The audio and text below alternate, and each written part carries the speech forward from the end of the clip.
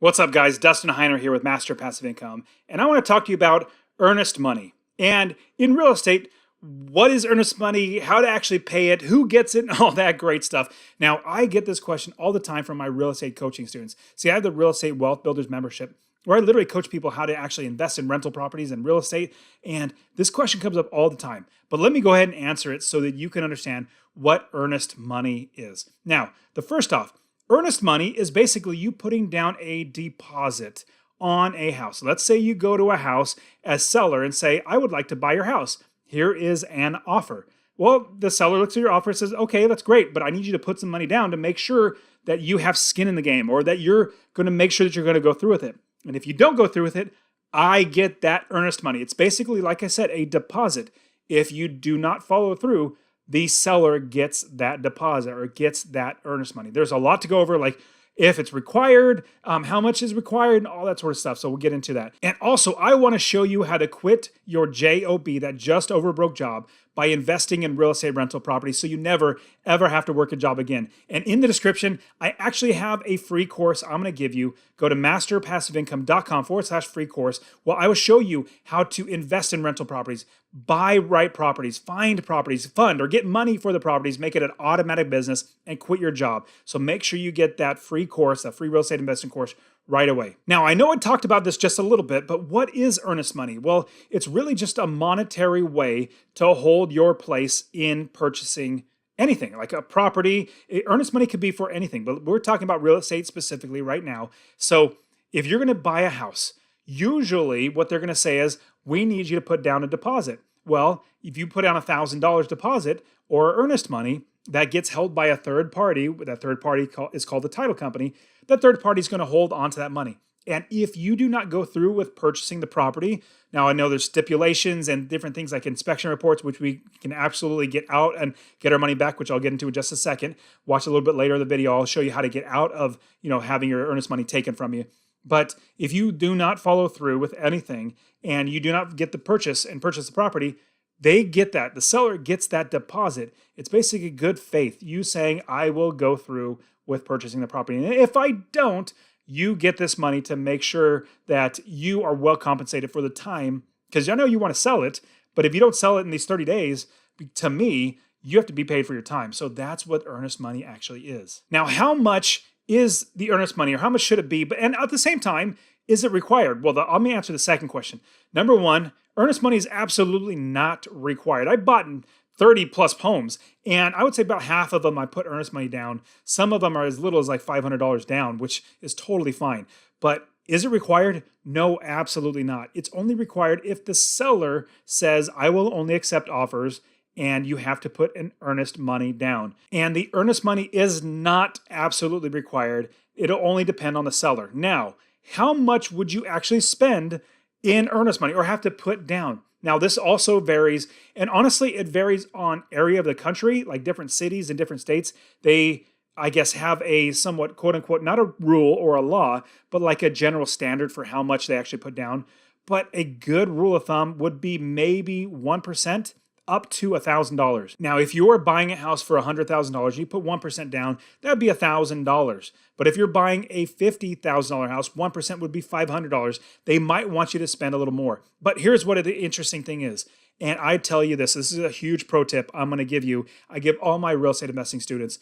This is negotiable. In fact, everything in real estate, if you're buying a house for yourself, everything is negotiable. Negotiating the selling price, negotiating how much you pay your realtor, negotiating how much you pay an inspector or the title company, everything. Like, I kid you not. If you think, well, Dustin said everything, I wonder if this is negotiable. Yes, it is negotiable. Everything. When I say everything, I'll stand by that. It's literally everything is negotiable. Now, some people might say no, but you do negotiate with everything. It's something I love to do. In fact, with my students, I've had many students where they would ask me, hey, Dustin, they're asking this. What should I say? I would like to negotiate. I would literally email them out, type out everything that I would say. They would just copy and paste that into their offer.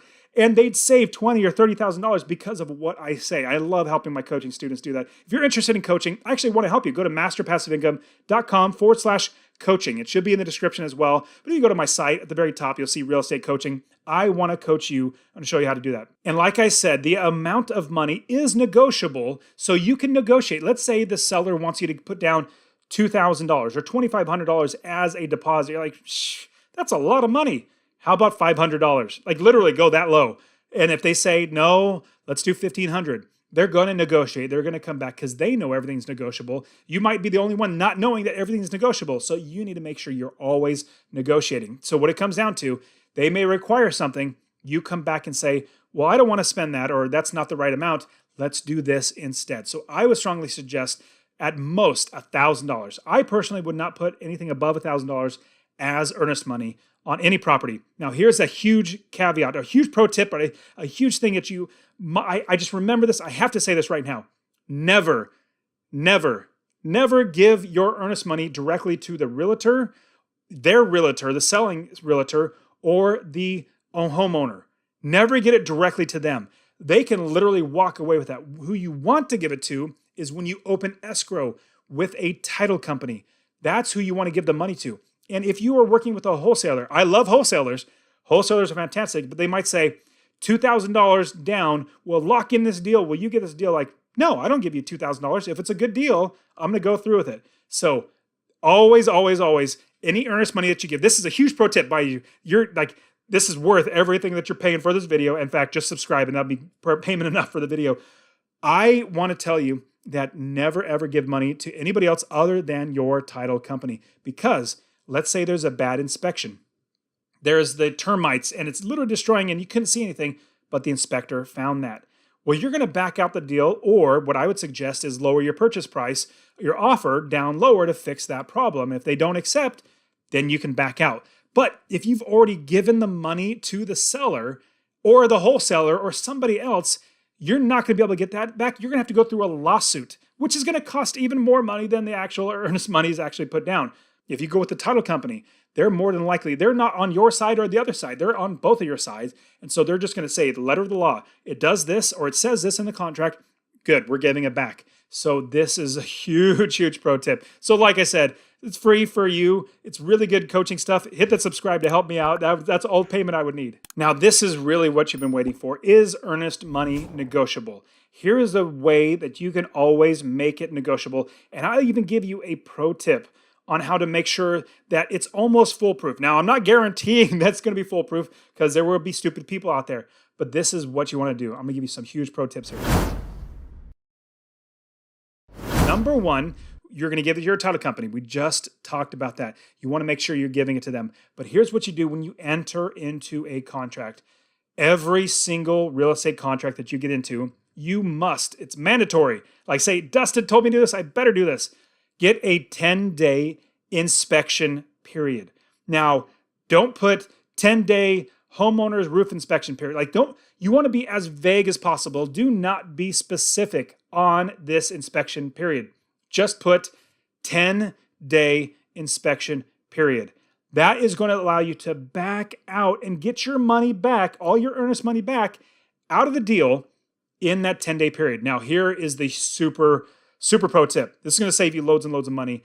I'm going to tell you how to negotiate this in getting your money back. It's going to be super simple, just like I told you. And you're going to say, man, this is common sense, but nobody does this. And so I'm telling you, and I'm teaching you this. When you are putting it in there, remember, as vague as possible, 10-day inspection period. That's it. Don't say waiting for this, waiting for that. Don't say anything like that. What you want to do is 10-day inspection period vague. Now, the next thing, if you find something bad in the property, or you can't get financing, or this, or that, you could also put in there in the contract contingent on home inspection as well as financing, which is totally fine. Do that as well if you're getting financing, because if you can't get financing, you can back on that. Now, here's the big thing you need to do. Be very vague on every explanation of why you're backing out. It's not required that you have to literally give them every little line item detailed. So if you're vague on the front and vague in the back, they can't hammer you down. I'll give you a complete example. This is literally one-on-one coaching what I had with a student.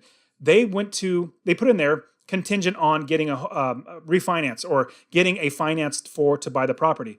Well, in their reason why they're backing out and wanting their earnest money, they put in something that was like, well, we couldn't get the funding because we didn't have enough down payment. Like they got specific. They said, well, that's not our fault and that's not the bank's fault. That's your fault. So we're reading it as the bank could not give you funding. We're seeing it as you were not good enough to actually get the funding in the first place. We get all the earnest money. So be vague. If there is a bad thing on the inspection, you're backing out, you say the inspection report didn't come back satisfactory, we're backing out. Literally, that's it. Just the inspection is not satisfactory, we're backing out. And they say, well, why? We're backing out. Why? We're backing out because it wasn't satisfactory. Well, why?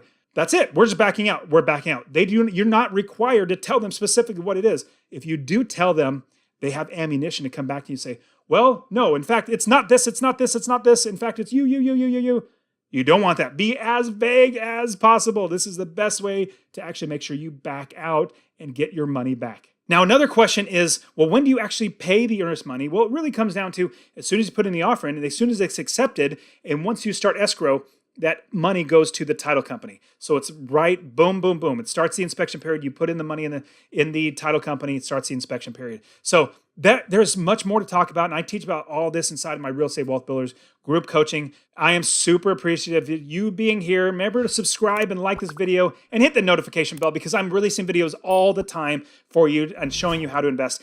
Watch this video right here. I'll see you guys in the next one.